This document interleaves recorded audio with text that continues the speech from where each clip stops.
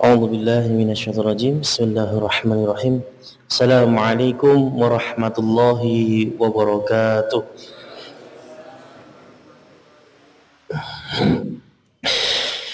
إن الحمد لله نحمده ونستعينه ونستغفره ونعوذ بالله من شرور أنفسنا ومن سيئات أعمالنا من يهده الله فلا مضل له ومن يضلله فلا هادي له أشهد أن لا إله إلا الله وحده لا شريك له وأشهد أن محمدا عبده ورسوله لا نبي ولا رسول بعده قال الله تعالى في كتابه الكريم أعوذ بالله من الشيطان الرجيم بسم الله الرحمن الرحيم يا أيها الذين آمنوا اتقوا الله حق تقاته ولا تموتن إلا وأنتم مسلمون وقال رسول الله صلى الله عليه وسلم في حديث شريف فإن استقى الحديث كتاب الله وخير الحديث هدي محمد صلى الله عليه وسلم وشر الأمور محدثاتها وكل محدثة بدعة وكل بدعة ضلالة وكل ضلالة في النار صدق الله العظيم وصدق الرسول الكريم. Bapak Ibu jamaah yang dimuliakan Allah, puji syukur kepada Allah SWT atas limpahan karunia dan rahmatnya. Alhamdulillah pada kesempatan malam hari ini saya dapat dipertemukan kembali dengan panjenengan sekalian, dengan Bapak Ibu sekalian setelah saya rasa sudah lama. Harusnya minggu kemarin saya ngisi, qadarullah saya lupa kalau tukeran dengan Satrodi. Jadi saya ngantar ibu ke Mertoyudan, jadi saya lupa. Qadarullah di jalan pulang itu macet, jadi akhirnya tidak nyandak sampai sini juga sudah isya, sampai Temanggung. Jadi ya mohon maaf. Tapi alhamdulillah pada malam hari ini saya dipertemukan kembali di masjid yang semoga barokah ini. Amin amin wa alamin. Tidak lupa saya selain mengingatkan untuk bersyukur kepada Allah, juga kita harus selalu untuk meminta petunjuk kepada Allah dalam segala hal, termasuk dalam keimanan. Karena bagaimanapun hanya Allah lah yang memberikan petunjuk dan hanya Allah lah yang menghendaki akan tersesat atau tidak. May yahdihillahu fala mudhillalah wa may yudlilhu fala hadiyalah. Yang dikehendaki untuk diberi hidayah akan diberi hidayah, maka yang dikehendaki akan sesat maka dia akan sesat. Seperti itu. Sallallahu alaihi wasallam kepada Nabi Allah Muhammad sallallahu alaihi wasallam juga harus selalu kita haturkan kepada beliau sebagai wujud cinta kita kepada Rasulullah sallallahu alaihi wasallam. Selain dengan sholawat, kita juga harus menjalankan perintah dan larangannya beliau. Ya, karena bagaimanapun kita adalah umatnya beliau meskipun tidak pernah bertemu dengan beliau.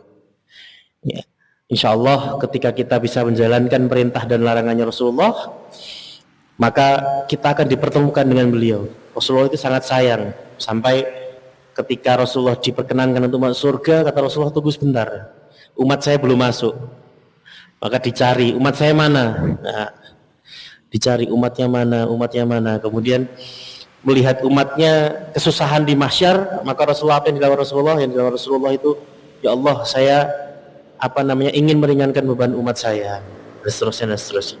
Karena saking cintanya Rasulullah, padahal Rasulullah tidak pernah bertemu dengan umatnya, tapi kecintaan Rasulullah sangat luar biasa.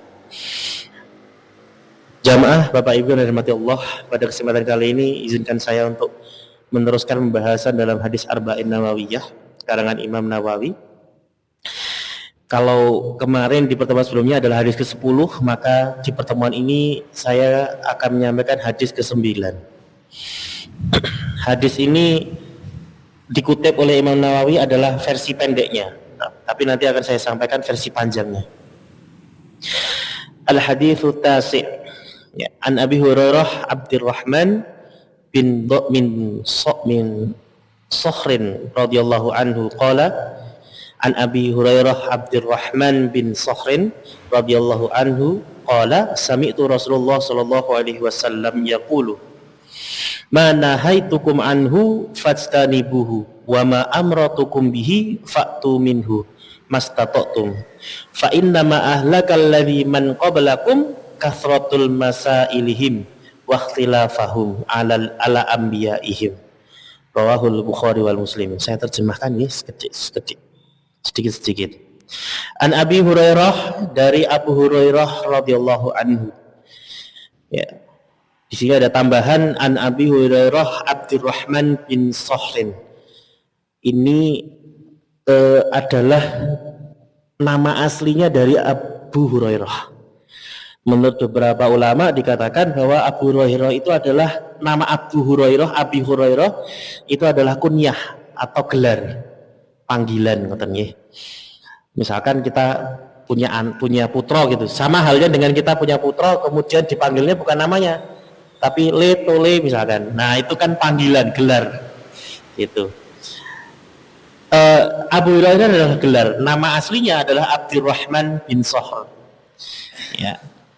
Ini punya banyak apa istilahnya perbedaan pendapat para ulama, tapi yang paling kuat dari pendapat-pendapat tersebut, nama dari Abu Hurairah itu aslinya adalah Abdurrahman bin Sakhr. Diberikan kunyah atau diberikan gelar Abu Hurairah itu karena Abu Hurairah ini selalu kemana-mana itu bawa kucing kecil. Jadi diceritakan bahwa Abu Hurairah ini memang sangat senang dengan kucing. Ya. Hirah sangat senang dengan kucing itu, kucing kecil ya. Bahkan sampai dibawa kemana-mana anak kucing ini. Dalam beberapa riwayat dikatakan bahkan sampai dimasukkan ke dalam lengan bajunya gitu. Karena saking cintanya, saking senangnya dengan kucing. Maka kemudian kunyahnya Abu Hurairah, Abdurrahman bin Sakhr ini adalah Abu Hurairah. Abu Hurairah ini seperti yang sudah saya sampaikan di pertemuan sebelumnya, bahwasanya Abu Hurairah ini adalah seorang sahabat Nabi yang paling banyak meriwayatkan hadis Nabi. Meskipun perjumpaan dengan Nabi itu hanya sebentar, 4 tahunan. Jadi bertemu dengan Rasulullah atau bercengkrama dengan Rasulullah itu hanya sebentar, hanya sekitar 4 tahun kemudian Rasulullah wafat. Namun Abu Hurairah ini adalah salah satu sahabat yang paling banyak meriwayatkan atau paling banyak menghafal hadis.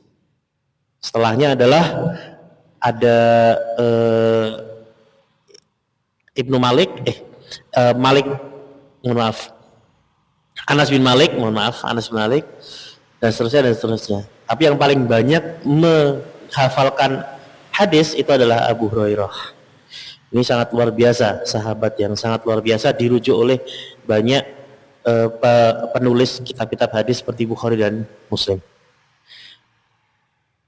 Abu Hurairah berkata bahwasanya sami'tu Rasulullah sallallahu alaihi wasallam, bahwa aku mendengar Rasulullah sallallahu alaihi wasallam yaqulu, berkata, "Ma nahaitukum anhu fastanibuhu." Ya. Apa yang aku larang dari kamu, maka fastanibuhu. Fastanibuhu niku menjauhlah.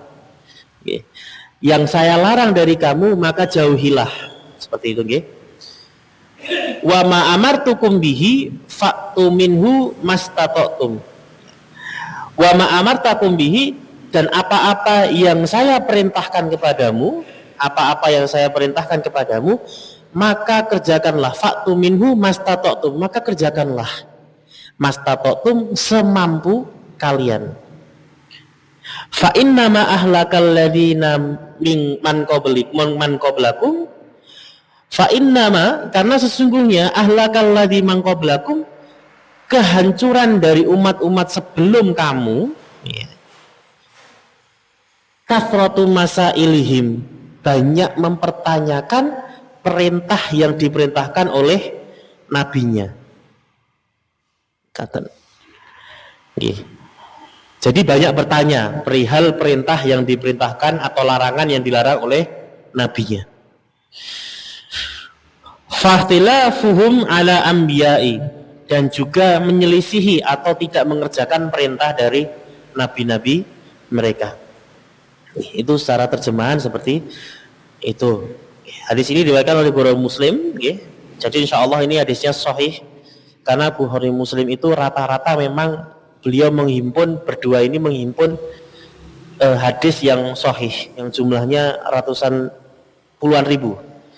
Jadi 70.000 dan seterusnya dan seterusnya. Bahkan ada yang mengatakan sampai 100.000 koleksi hadisnya Bukhari dan Muslim, dan hampir 90% itu, bahkan mungkin hampir 100% itu sudah sahih semuanya dari banyak hadis tersebut.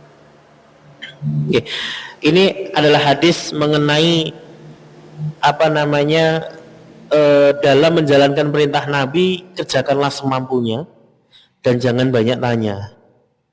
Tapi gambaran besarnya adalah ketika ada perintah dari Nabi, maka kerjakanlah semampunya. Jika ada larangan, maka jauhilah. Maka itu gambaran besarnya. Hadis ini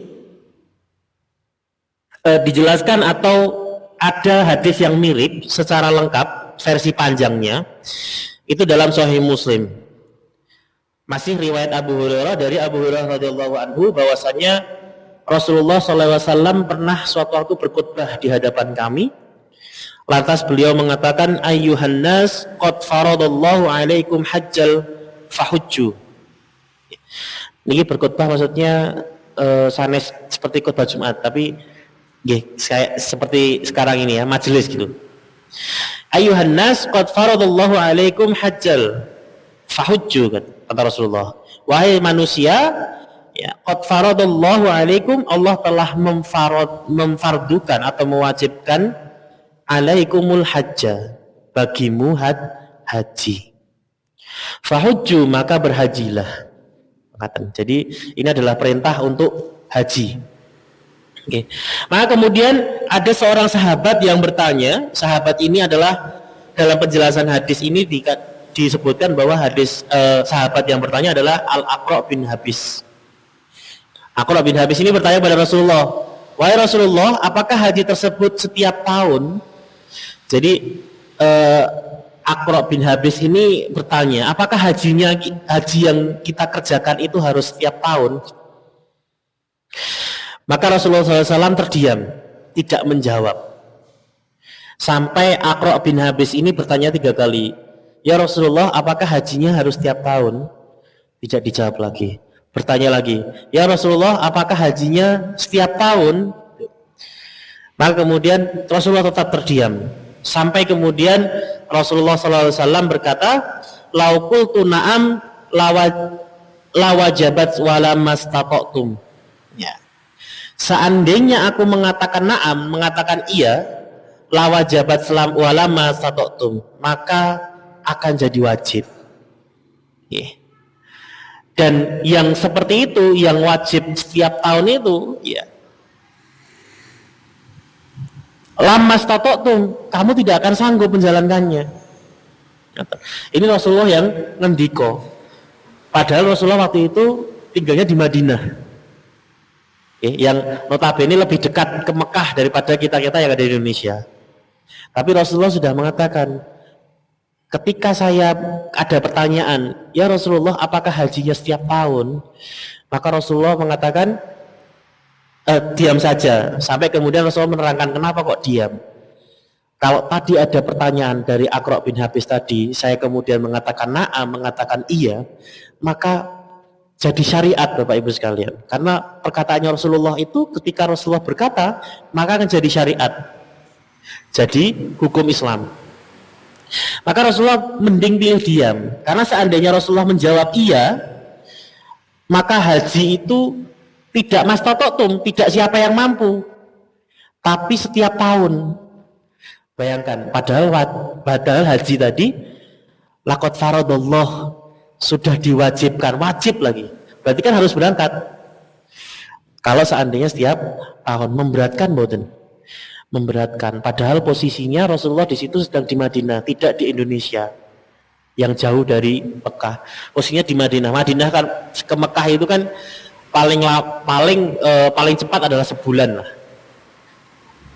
Itu Rasulullah ya ketika hijrah, karena Rasulullah muter. Tapi kalau tidak muter, jalurnya sesuai, mungkin kurang dari sebulan atau mungkin lebih kurang lagi. Mekatan. Itu waktu itu naik unta. Kalau sekarang mungkin cuma beberapa jam saja ya Bapak Ibu sekalian. Mungkin yang sudah haji lebih memahami. Nah, mekaten. Summa qala, maka kemudian Rasulullah SAW bersabda, mengatakan, "Dzaruni ma taraktukum fa innama halaka man kana qablakum bikathrati su'alihim." Tinggalkanlah aku pada apa yang aku tinggalkan bagi kalian. Maksudnya adalah apa yang aku ucapkan, apa yang aku perintahkan, yuk kerjakan saja. Tidak usah banyak bertanya.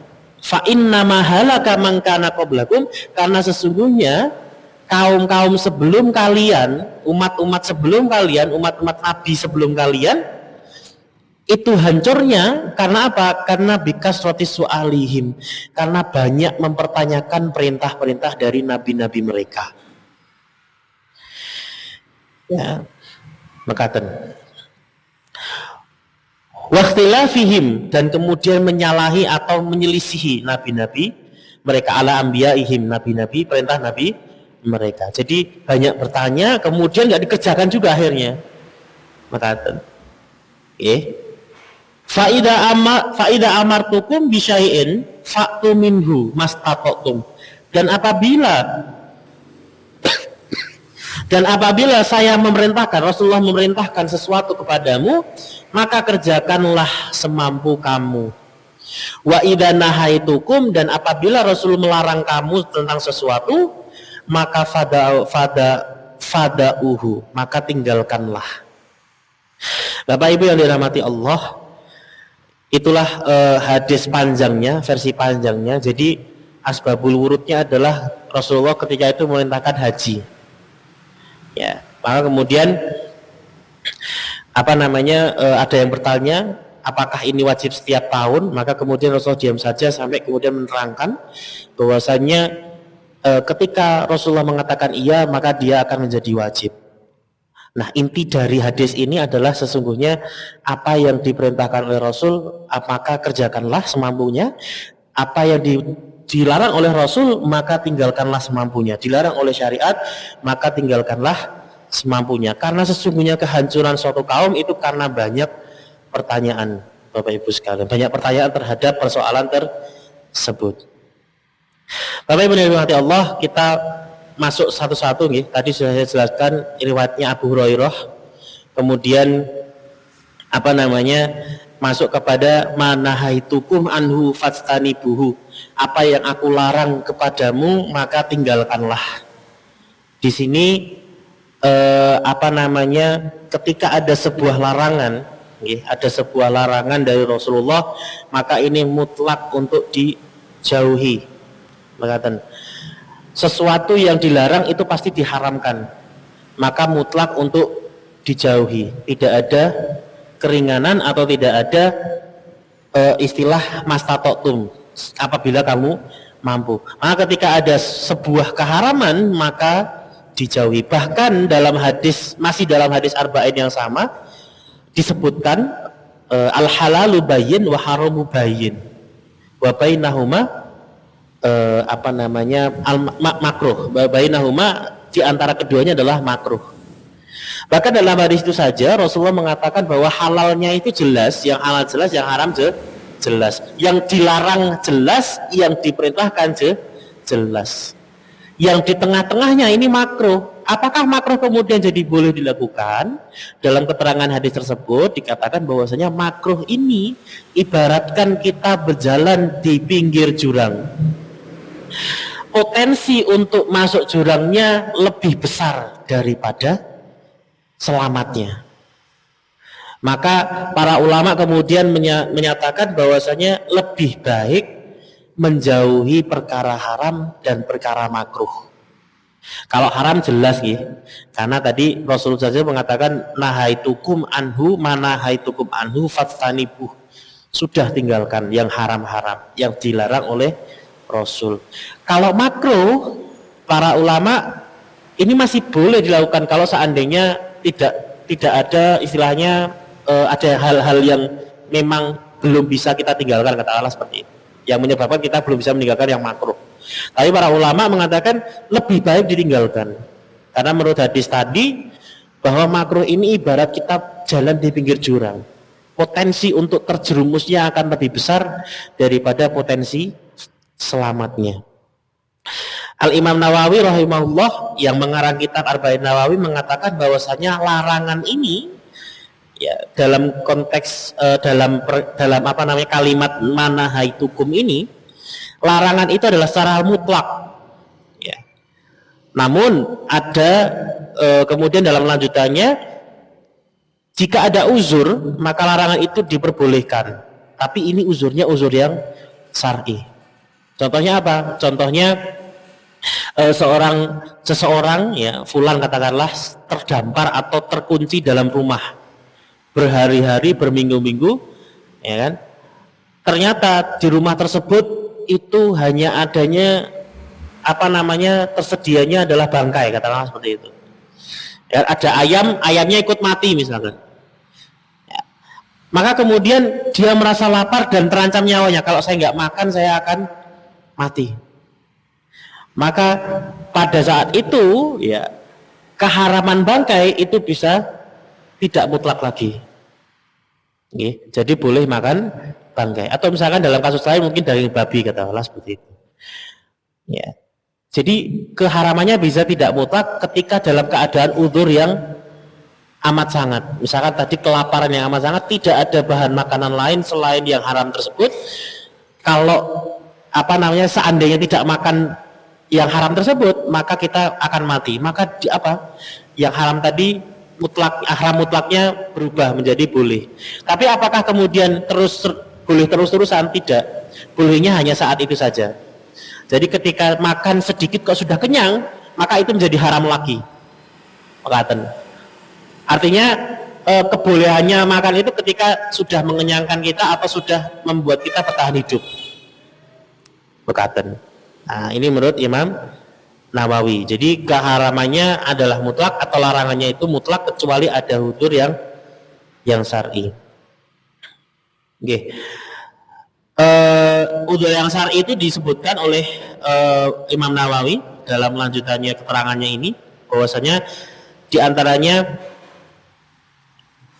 ka'aklin maitata inda darurah, seperti makan maitah itu bangkai, inda darurah ketika dalam keadaan darurat, au syurbal khamri indal ikrah, atau minum khamr jika terpaksa.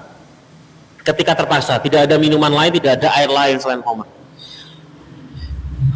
Awit talafudi bi kalimatil kufri idza ukriha, atau mengucapkan kalimat yang kufur jika dipaksa.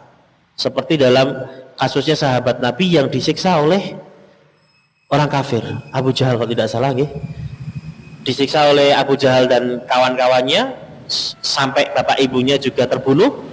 Maka kemudian dia mengucapkan kalimat kekufuran seperti saya akan menyembah Lata dan Uzza dan sebagainya.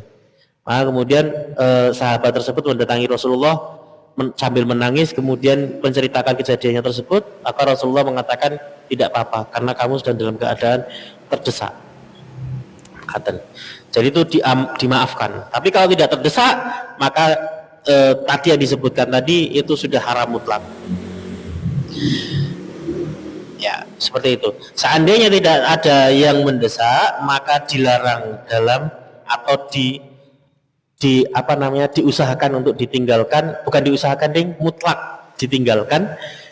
Ya segala sesuatu yang dilarang atau diharamkan oleh Rasul. Kemudian Bapak Ibu sekalian, lanjut ke kata berikutnya, wa ma amartukum bihi, ya, dan apabila kamu diperintahkan oleh Rasulullah dalam perkara tertentu, fa'tu minhu mastata'tum, maka sambutlah atau maka kerjakanlah mastata'tum semampunya. Nah, pertanyaannya adalah kenapa kalau larangan itu mutlak ditinggalkan, kalau perintah itu mastata'tum semampunya, adalah seperti ini Bapak Ibu sekalian. Dalam perkara larangan itu manusia itu cenderung lebih mudah menahan sesuatu, menahan dari mengerjakan sesuatu daripada mengerjakan sesuatu. Logikanya mengatakan gini, ketika kita puasa kita lebih mudah menahan tak ora makan itu bisa. Atau seandainya Bapak Ibu sekalian punya gula, aku tak menghindari gula, bisa kan? Jadi menahan diri dari sesuatu itu lebih mudah dilakukan daripada mengerjakan sesuatu. Kadang ketika kita mengerjakan kewajiban itu aras-arasen. Kadang ketika kita mau sholat itu biasanya bisa muncul perasaan aras-arasen, ini masjid kok aras-arasen ya, misalnya. Itu bisa muncul. Maka perintah itu adalah mastata'tum, dilakukan semampunya. Maksudnya semampunya di sini, mastata'tum maksudnya di sini adalah kita berusaha keras untuk melakukan sampai ada keadaan di mana kita tidak bisa melakukannya. Itu mastata'tum itu seperti itu Bapak Ibu sekalian, dimaknai seperti itu. Ini dalam keterangan Syekhul Islam Ibnu Utsaimin rahimahullah mengatakan bahwasanya perbedaan antara perkara larangan dan perkara perintah adalah bahwa pada larangan terdapat perkataan jauhilah secara mutlak. Tidak dikatakan semampu kalian, sebab larangan adalah menahan diri dan setiap manusia mampu melakukannya. Adapun perkara perintah ada yang mampu menjalankannya dan ada yang tidak mampu. Oleh karena itu beliau bersabda terhadap perintah laksanakan sesuai dalam perintah ya, dalam amr itu adalah laksanakan sesuai kemampuanmu, mastata'tum, seperti itu. Ini tadi ya. Dan keterangan semampunya itu adalah berusaha keras untuk menjalaninya sampai ada kondisi di mana tidak mampu untuk melaksanakannya. Contoh misalkan sholat itu wajib untuk berdiri. Rukun sholat, salah satu rukun sholat adalah berdiri jika mampu, ngoten nggih. Nah, tapi kemudian kita berusaha untuk berdiri. Berusaha untuk berdiri. Sampai ada keadaan di mana kita tidak mampu untuk berdiri. Contoh misalkan kok kalau punggungnya sakit sampai ketika kalau berdiri itu bisanya duduk, kalau berdiri itu wah rasanya sakit sekali, kan ada yang mungkin saraf kejepit dan sebagainya. Maka dia diperbolehkan untuk tidak berdiri, diperbolehkan baginya untuk duduk ya. Seandainya berdiri tidak kuat kemudian duduk, maka tetap melaksanakan kewajiban tersebut dengan duduk sampai ada keadaan di mana dia tidak kuat untuk duduk. Misalkan duduk saja sudah tidak mampu, maka apa yang dilakukan? Berbaring. Maka kemudian kewajiban tersebut tetap dilaksanakan dengan berbaring sampai ada keadaan yang membuat dia tidak bisa melakukan gerakan-gerakan dalam sholat. Maka kemudian diperkenakan untuk apa? Sholatnya kedip-kedip. Menurut saya mungkin ada beberapa orang yang sakit itu betul-betul sudah tidak bisa bergerak semuanya. Tangannya, kakinya sudah tidak bisa bergerak. Maka mengerjakan sholatnya bagaimana? Ya kedip-kedip saja. Allahu Akbar. Allahu Akbar, sami Allahu liman hamidah. Bahkan mungkin berkata saja sudah tidak bisa. Padahal sholat itu ibadah yang kalau saya boleh membahasakan itu jasmaniyah walisaniyah. Badannya gerak, mulutnya gerak. Karena ada rukun yang sifatnya lisan, ada rukun yang sifatnya gerakan. Contoh yang sifatnya lisan itu kan takbiratul ihram, itu sifatnya lisan, harus dilafadzkan Allahu Akbar. Berkata Allahu Akbar, sambil ada gerakannya. Jadi jasmaniyahnya ada, lisannya juga ada. Tidak boleh takbiratul ihram itu cuma gini saja, tidak ada ucapannya. Kemudian yang misalkan rukun yang lisannya, yang lisan pasti itu adalah membaca Al-Fatihah. Itu rukun sudah pasti. Dan itu harus bergerak mulutnya, tidak boleh dalam hati. Jadi Allahu Akbar terus baca dalam hati, bukan bareng. Ketika sholat harus dilafadzkan, maka dilafadzkan Bismillahirrahmanirrahim, Alhamdulillahirrahmanirrahim, dan seterusnya. Mekaten. Nggih. Kemudian rukuk pun juga sama, harus ada Allahu Akbar. Gerakan ada, lisannya juga ada. Ya, ditambah ketika melakukan gerakan ditambah yang namanya tumak ninah. Tumak ninah ini apa? Tumak ninah itu menyempurnakan gerakannya, tidak bergerak sampai sempurna posisinya. Itu. Jadi tumak ninah ketika rukuk nggih harus 90 derajat. Berusaha untuk 90 derajat. Kalau sudah tumak ninah, nah itu. Berarti rukunya sudah terlaksana. Sujud juga tumak ninah, duduk tasyahud, duduk di antara dua sujud juga tumak ninah. Mekaten. Nah itu dijalankan semampunya. Karena suatu perintah itu dijalankan mastata'tum semampunya. Bukan kemudian ketika ada kata-kata mastata'tum berarti wah aku mampu nih lungguh misalkan ya. Kemudian kita duduk aja gitu tanpa ada usaha untuk berdiri, katakan seperti itu. Padahal sebetulnya kalau berdiri itu masih bisa gitu.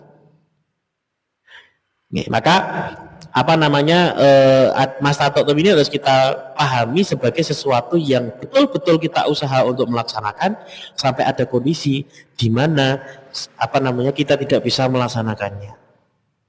Puasa misalkan. Puasa, berusaha untuk berpuasa sampai ada kondisi di mana kita tidak bisa melaksanakan puasa, maka boleh mengganti di hari lain.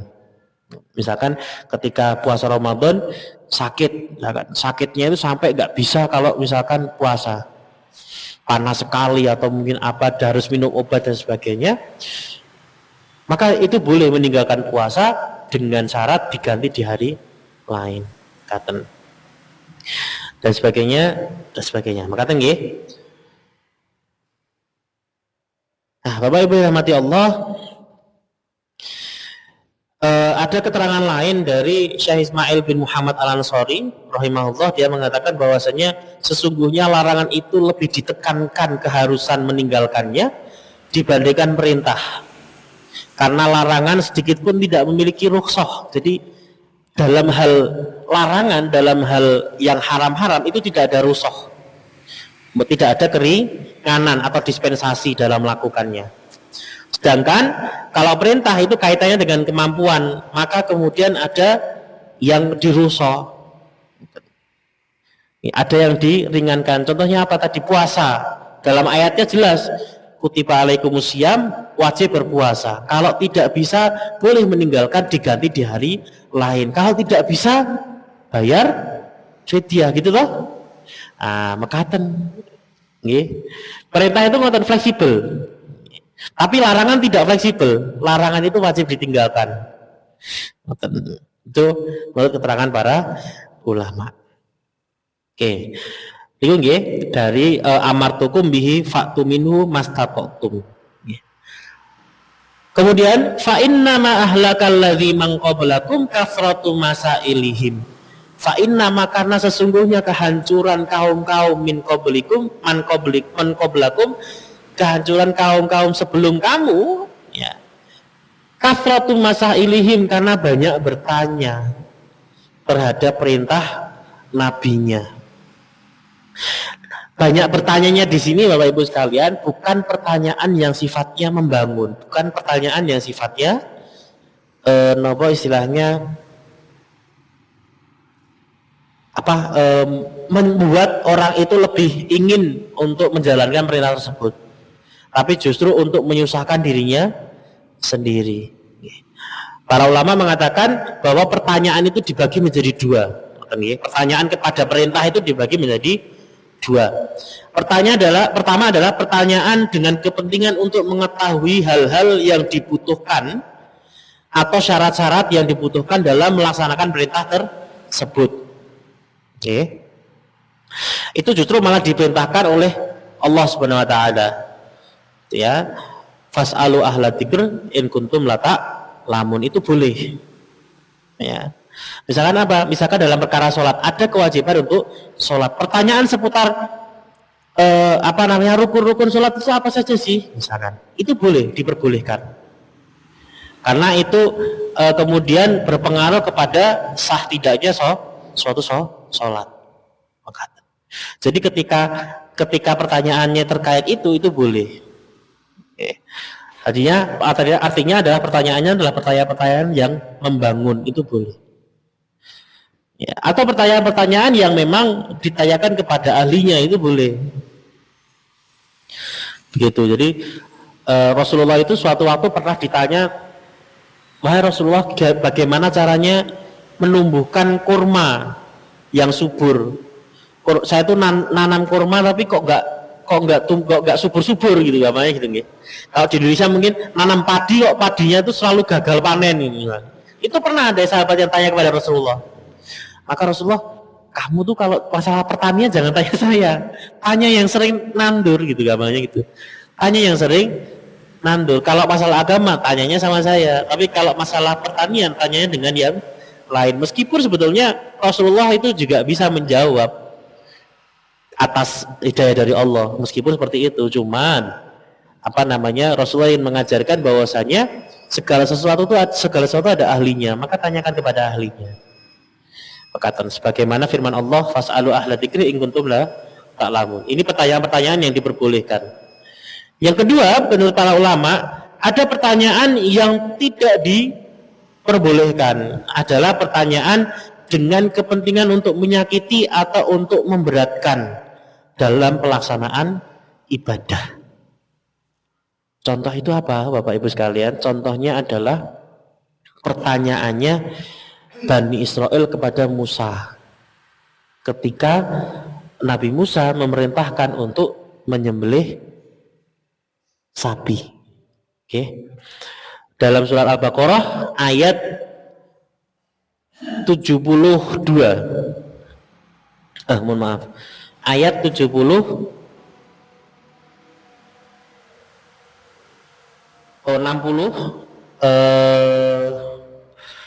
67.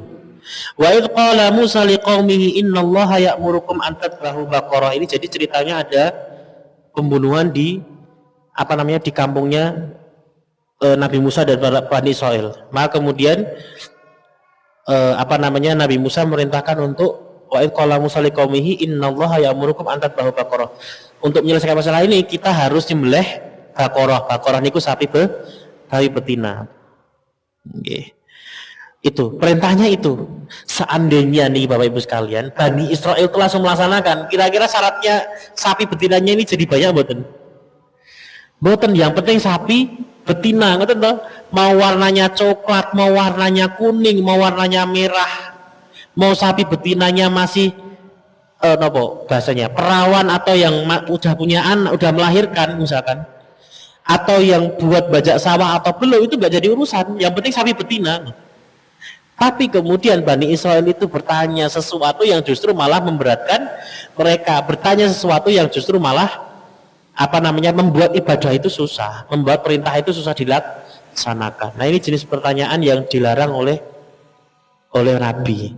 Mungkin sampai situ dulu karena waktunya sudah cukup. Nanti kita lanjutkan insyaallah tentang kaitannya dengan fa inna ma ahlakal ladzina min qablakum kathratu masailihim. Karena banyaknya kehancuran umat-umat sebelum kalian itu karena banyak banyak mempertanyakan perintah-perintah dari nabinya. Mungkin itu saja yang bisa saya sampaikan pada pertemuan kali ini. Insyaallah kita lanjutkan di minggu depan. Aku qouli hadza wa astaghfirullah li wa lakum. Astabiqul khairat. Assalamualaikum warahmatullahi wabarakatuh.